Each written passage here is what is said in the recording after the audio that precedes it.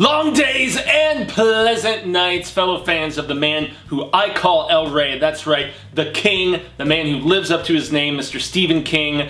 Welcome, bienvenidos, to another installment of Hail to Stephen King, which is pretty appropriate with all of the books that you see seated beside me here. I am a Stephen King fanatic of the most rabid variety, and about 7 years ago, I started reading through his entire bibliography from start to finish, and I am nearing the finish line, which is so very exciting, and that's because I'm about to start Mr. Mercedes and work through the Bill Hodges trilogy, and then I will be done, at least until King's collaboration with the Cemetery Dance leading dude, Mr. Richard Chismar, comes out, and then of course, later in the year, in September here in 2017, we're going to have his first collaboration of the official massive variety with his youngest child, Mr. Owen King. So very excited about that and very excited to be joining you here. Once again, I know that you saw my midweek episode earlier, which was about the Dark Tower 4, Wizard and Glass, which is officially now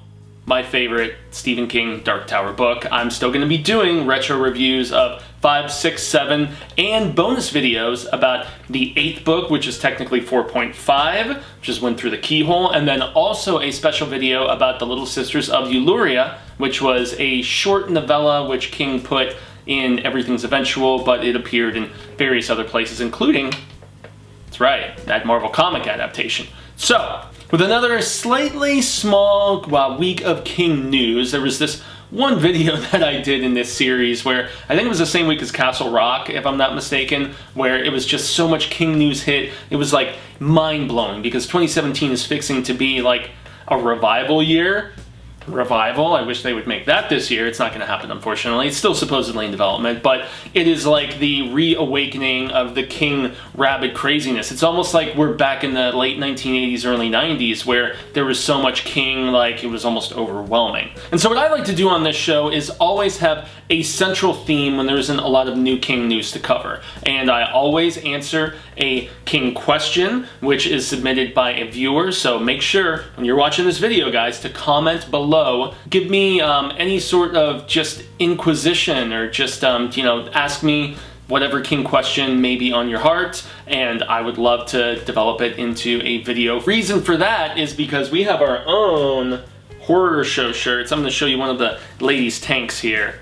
Check it out. Coexist. Yes, that is our own official design that you can only get with our logo stuff on the back from us directly. We also sell these on TeePublic now, so if you want to go to the horror show on TeePublic and get your own, that is supremely appreciated. You are helping support the show, and you are a badass if that is the case. However, if you want one for free and one of the special from us specifically, just, toss in a question, and I have a master list of them. And so this week is one that has been coming for a very, very, very, very long time. I've been doing this show for a few months now, and this is one that one of our biggest and best constant commenters. He is a badass. He's from across the pond. We're here in the Arizona desert, but Mr.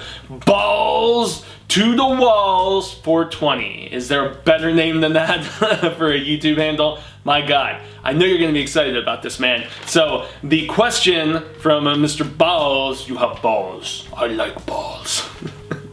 I'm having too much fun here. In any event, the question from Sir To The Walls 420 was, Fuego! Do you like the Bachman books? And which is your favorite?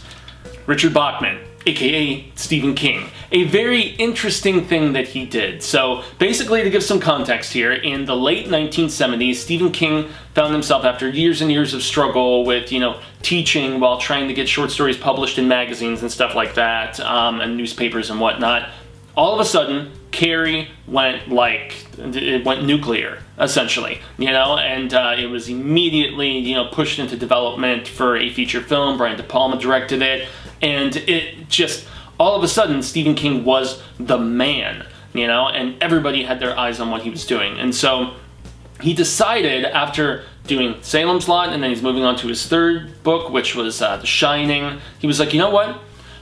I don't want to do this one book a year shite that all of these publishing companies are so big on. And they basically thought at that time, and I think it's still probably, a pretty standard assumption, is that you don't want to put more than one book out a year. It oversaturates the market, maybe confuses the more, I guess, lesser-minded, peeps who pay attention to your stuff. And yet, King was a monster, which is why he put out so many short stories along with his annual novels. And so he's like, you know what? I'm going to start writing and publishing under a pseudonym, a different name, so that I can not only increase my output, but also just kind of test the waters to see if, as he described it in his, let's get to it, where is it on the shelf, y'all, bam, out of print. It's kind of falling apart, unfortunately, at this point, but yes, the Bachman books. He has a very interesting, kind of foreword to this called Why I Was Bachman. And this is where King is basically explaining why he wrote under a different name. And he essentially summed it up to, he wanted to know if his success was talent or luck. I often think it's a combination of the two. It's like you have to have yourself in the right place at the right time, which is where, the luck or the fortune or, providence or destiny or whatever the hell you want to call it. But you also have to be putting forth talented stuff to get noticed in those just, closing window scenarios. And so King basically wanted to start writing and publishing these little, just very, very different in tone from a lot of what he did, paperbacks under a different name. Richard Bachman, yeah. And so Richard Bachman, to give a little bit of history and context about the name, he was a big fan, Mr. King, of Donald E. Westlake, and he did some of those hard crime novels, and he'd been writing since the 60s and whatnot, so inspiration of sorts to King. It's funny because King has printed and published under that same hard crimes, that he did Joyland, and then he also did The Colorado Kid under that, if I'm not mistaken. If you guys haven't read Joyland, damn good book. That's for another time. But yeah, so Richard Stark was apparently the pseudonym that Donald E.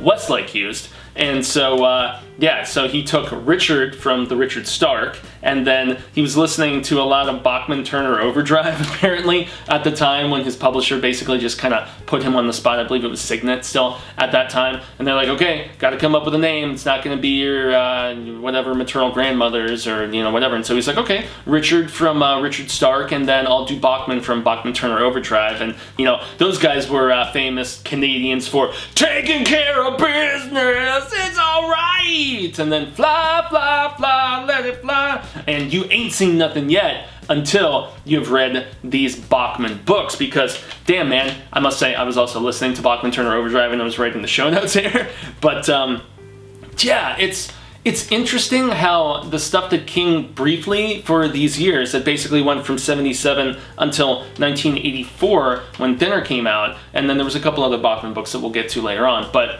yeah, it was just really funny how they were very just, maybe mean-spirited in tone, King often was good about having a silver lining, and I've mentioned this on the show various times about the fact that King is basically about, he presents such hopelessness sometimes, and then he's all about just kind of reeling it in, basically making you think, things might be okay despite the harsh, horrible nature of this life. And so he published a number of books in the late 70s and the early 80s under the pseudonym, all those little, bargain bin paperbacks, and that was his experiment of sorts. And so, we had Rage in 1977, and then we had The Long Walk in 79, we had Roadwork in 81, Running Man in 82, Thinner in 84, before, some of the undiscovered works were found and published. But this is where I come to another reader question, because not only is balls to the walls,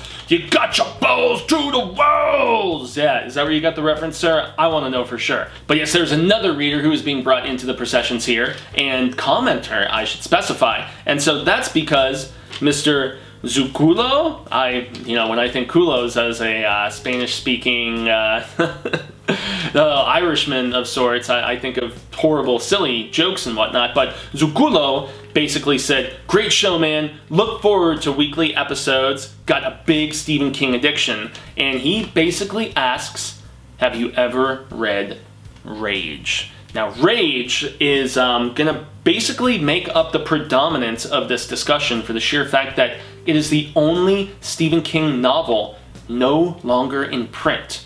Yeah, big time, right? And the reason for that is because Rage, released in 1977, the same year as The Shining, is about a troubled high school senior who basically, he goes AWOL, man. He's meeting with his principal about the fact that he, like, beat the crap out of one of his teachers and he got suspended for it, and they're trying to get to the root of the problem, and he essentially, you know, berates the principal, gets expelled, and walks into the class that he had at that time, if I remember correctly. Now, once again, I haven't read the Bachman books in quite a while, so I'm going off of a lot of memory and just, you know, trying to refresh and whatnot, but he goes into a classroom and holds all of these kids captive, you know, and so it turns into a standoff, and there's media involved and all this other stuff, and it's, yeah, it was obviously pre-Sandy Hook and Columbine and all this different stuff, and so as the years went by, despite the fact that it has similarities to Cain Rose Up and also Apt Pupil, which was amazingly adapted by Mr. Bryan Singer before he did the X-Men movies and so on, but I think after he did The Usual Suspects. But King basically took this book out of print because of the fact that he knew what he wrote, you know, and he knew the mindset he was in his early 20s when he started putting this together, and it does glorify the behavior of this kid. It does. And that is my personal opinion about it. Balls, Zuculo, all the Hail to Stephen King watchers.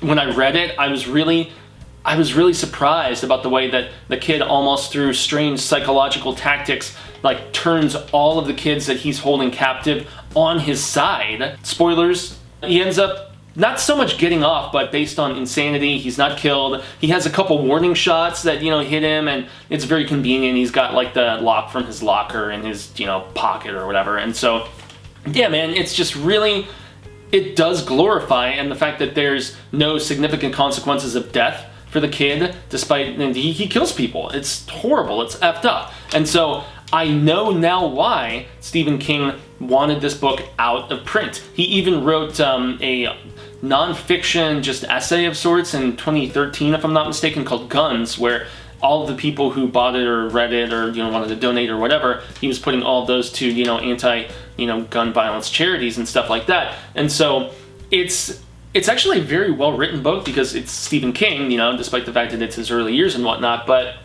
I'm just kind of still taken back at the fact that Apt Pupil and, you know, Cain Rose Up, which is, you know, it's in one of these collections here. I can't remember if it's the Skeleton Crew or if it's Night Shift or whatever, but long story short, it deals with similar themes, and Apt Pupil in particular is crazy different at the end, with him like going out and shooting people on the highway and all this stuff. So yeah, I don't see why all of those are allowed to still be in, you know, rotation, and yet, yeah, Rage is the only Stephen King book, because the other Bachman books that we're about to just briefly touch upon, they've all been re-released, you know, with Stephen King's name on it, and it says Stephen King writing as Richard Bachman. And so Rage, with understandable intent, you know, is the only Stephen King book that, for one of the world's best-selling authors, is not in print, which is kind of crazy. But based on the subject matter, it's understandable, as you guys probably can, you know, take from what I'm saying so far.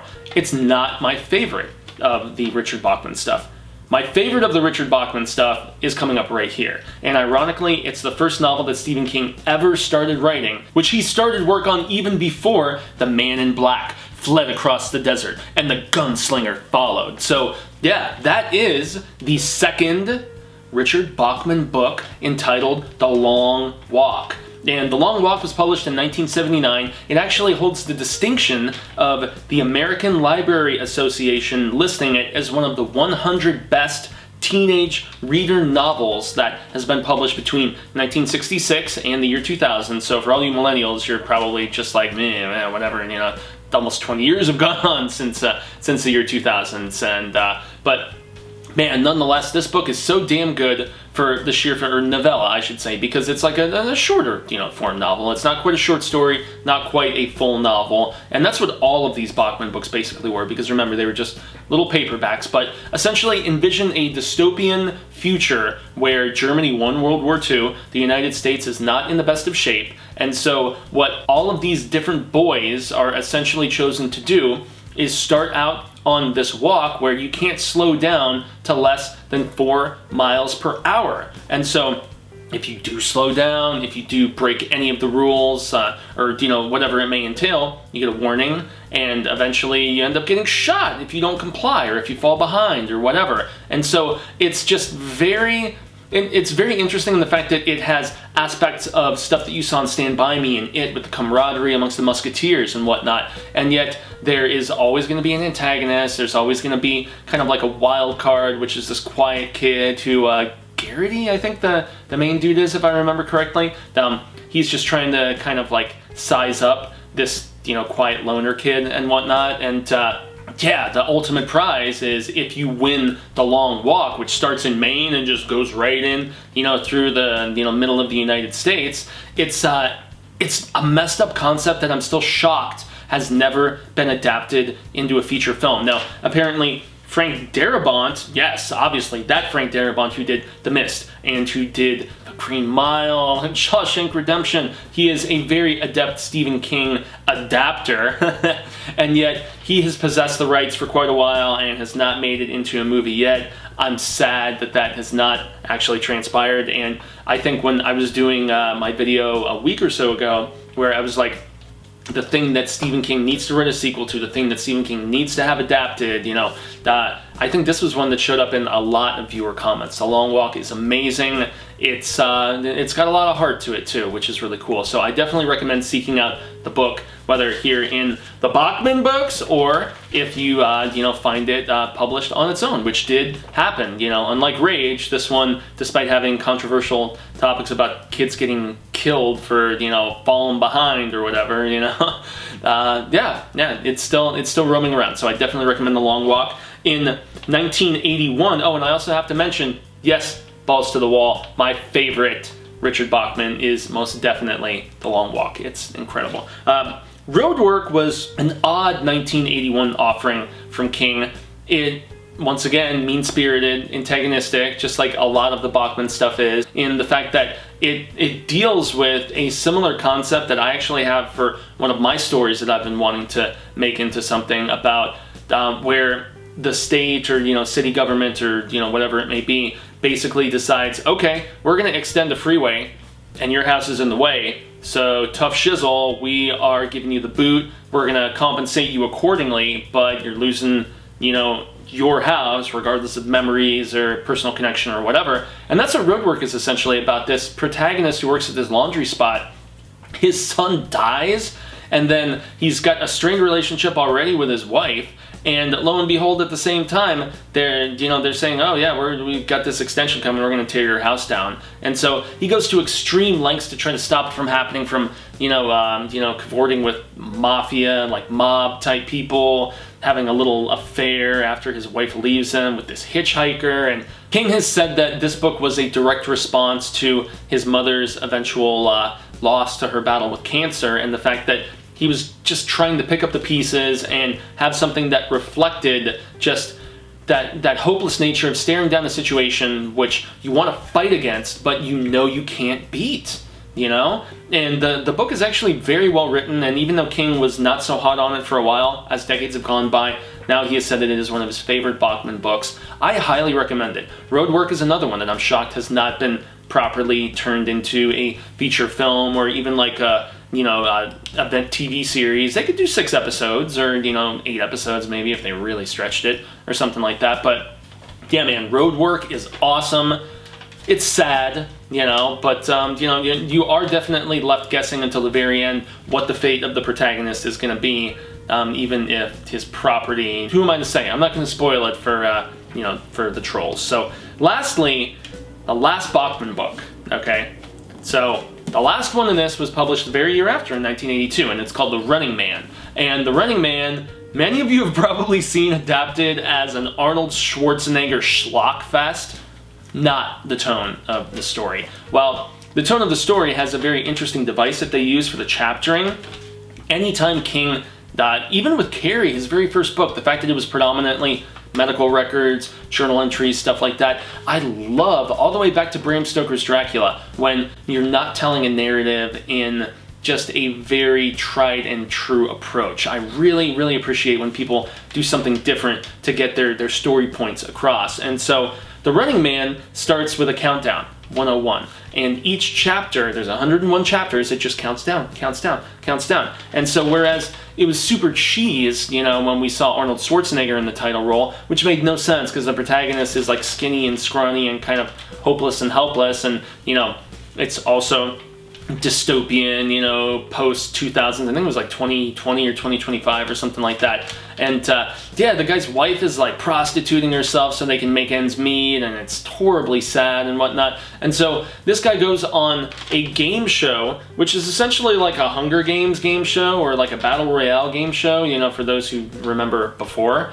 And yeah, you just basically have to survive, and you're the running man. You can go all across the United States, and yet they dispatch hunters, and however long you survive, you gain more money that you send to your family or your preferred charity or whatever the hell it is. And yeah, man, I gotta say, I have fun with the movie, you know, but it's not really that good than the Schwarzenegger movie. The book is far, far better, as, you know, many people joke about. Although, amusingly enough, they did do a computer game about the same time in the late 80s as the 1987 film, I believe it was. Yep, 87. And so, yeah, The Running Man is basically it's a reality show about a guy trying not to get killed, and it is a damn good book. It was so ahead of its time. I know that other people, I was actually talking at the Phoenix Film Festival recently with Kristopher, a friend of ours who does a John Carpenter podcast. He was like, oh yeah, King totally got inspiration from this particular Italian film, which name is eluding me, but yeah, man, The Running Man. Yeah, man, The Running Man.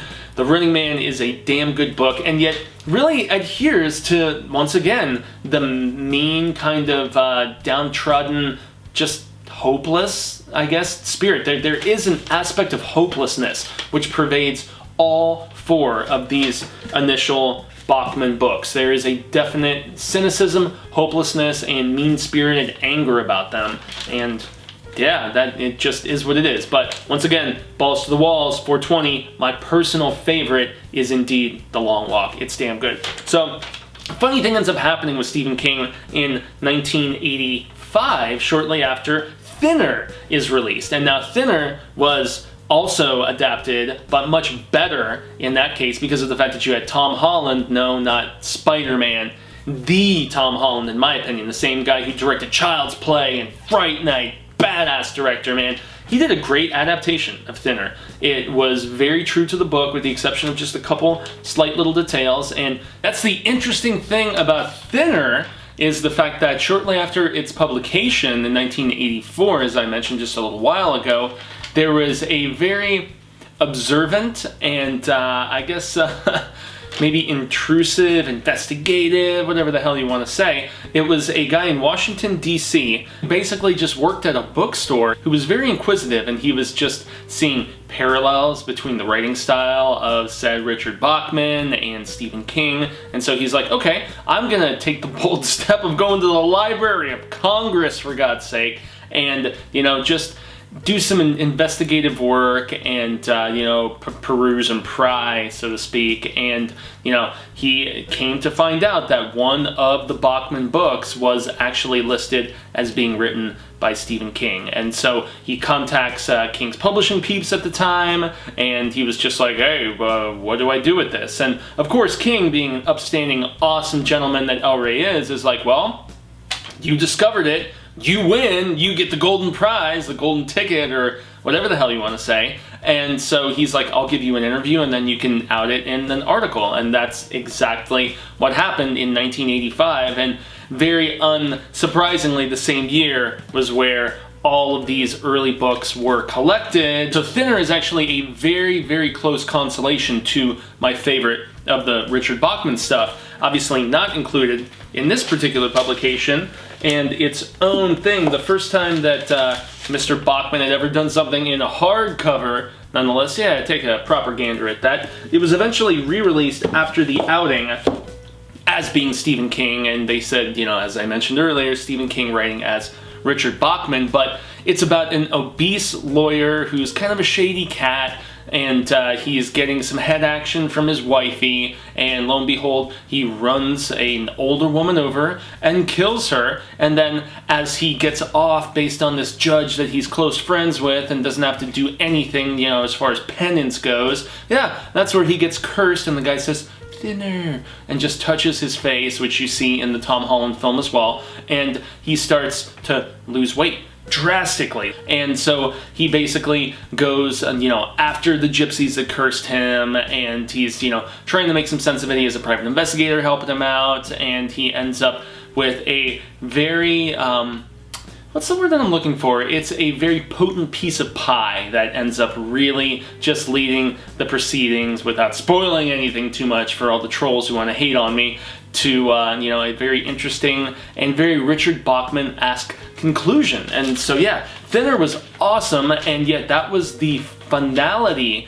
I suppose, of Stephen King in that alter ego where people weren't necessarily sure who he was. And shortly thereafter was where King basically was like, Richard Bachman has died by a cancer of the pseudonym, a rare form of schizonomia. Yeah, as King so delightfully phrased it. And yet, that was not the last that we saw of Richard Bachman. First and foremost, there was Misery, which came out in 1987, if my notes are correct. Yep, exactly. And that was originally based on the fact that it was about a writer who becomes terrorized by his biggest fan. That was originally supposed to be a Richard Bachman book, for anybody who's not in the know. And then we all know the Bachman influence, if you're a King fan, that came into play in 1989 with The Dark Half, which is essentially about a guy who has an alter ego who basically comes to life. And this is where I get personal in the fact that I was about halfway through my Stephen King journey, and I was still a print journalist at the time, writing for Examiner.com, Playtime Magazine, Impulse, you know, both here in Arizona as far as those printed publications go. And I devised my own alter ego inspired by Stevie K, and the fact that he went to all these extreme lengths to, you know, keep it enshrouded in secrecy. And so this is like pulling the curtain back a little bit for you fans of the show, and that's because this magazine that I was writing for at the time, they're like, okay, we don't want everybody to know that it's you writing everything. We can't have Jaime and Fuego doing everything. We need different perspectives, we need different approaches, especially for the sheer fact that I was doing, at the time for this magazine, a little bit of music, both local and national. I was doing movies, I was doing sports, I was doing humor, I was doing food, I was doing all this different shite. And so they were like, come up with some other pen names, some alter egos, so to speak. And I came up with a guy named Suavo Sven. And Suavo Sven was basically a Eurotrash, you know, a dance-centric asshole of sorts, and every single, it was almost similarly mean-spirited. I drew so much inspiration from the King that I was writing the, like, nastiest, most inflammatory articles that I could for Playtime at that time. And so I think I, if I remember, wrote an article about Kiss. If you guys have heard the Kiss song, I was made for loving you, baby. Yeah, I basically turned that song title into the article's headline, which was Kiss were made for loving your money. Yeah, so I talked about the Kiss casket and all the horrible merchandising that those guys had done. So it was an interesting outlet for me to just kind of vent that stuff. It was very, they're owned by the Village Voice here in Arizona, the New Times, the Phoenix New Times to be specific. I drew inspiration from them as well. And so Suavo Sven, he has since been killed by, well, not a, you know, cancer of the pseudonym, as King said, but just based on, you know, lack of necessity. Although Sven did appear once, maybe twice, if I recall correctly, on the Horror Show podcast, because he's old friends with Mr.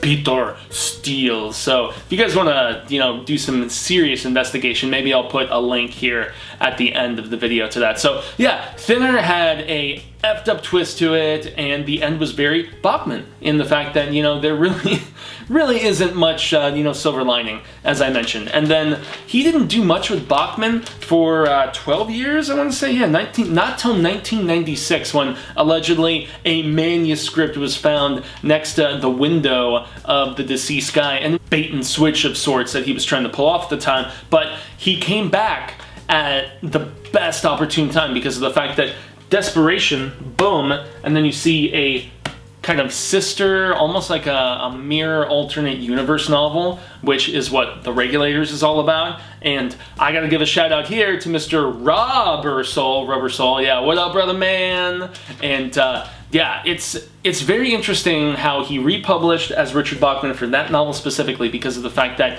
it had a lot of the same characters from the Desperation novel, but as opposed to being in Nevada, they're in suburban Ohio, and it's so much more bloodthirsty and crazy. It felt like Richard Bachman. So as opposed to like Blaze, which came out in 2007, which was an unused manuscript from way back in the day, Regulators is the only modern Stephen King book that he has written as Richard Bachman. And so, yeah, I gotta say that book it's sad and effed up and really bloody in the fact that you have this young kid who has, he's got powers of manifestation almost, and so he starts transforming his reality in you know, Ohio into two of his favorite shows, one of which is The Regulators, a Western, and the other one is Motocops 2200, I think? Yeah, so yeah, the Motocops basically start showing up and killing people in like drive-by crazy nasty status, especially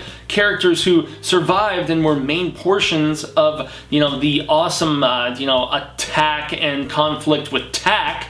And yeah, that same spiritual, like, evil essence, which seems to be, and he's almost like a, not quite on the low men status, a Ken Toy or Kenoi or whatever. He's in that affiliation of sorts with the Crimson King and all of his nasty minions and stuff like that. And so, yeah, all the stuff that transpires, the people you think are going to survive in The Regulators, not a chance. And that, you know, peeps are getting stood up in these suburban homes as everybody is getting killed, and it's crazy violent, mean-spirited once again, but hey, what would a Bachman book be without that mean-spirited nastiness? And so I definitely recommend The Regulators. I'd say read them both. Read both Desperation and The Regulators back-to-back. The covers even connect, which is pretty cool. And then the only other time we've seen Bachman resurge is with another, you know, Found in the Vault, a book that King wrote in '73, if I'm not mistaken, which is called Blaze. It was a trunk novel. He submitted it to his publishers at the same time as Salem's Lot, and they were like,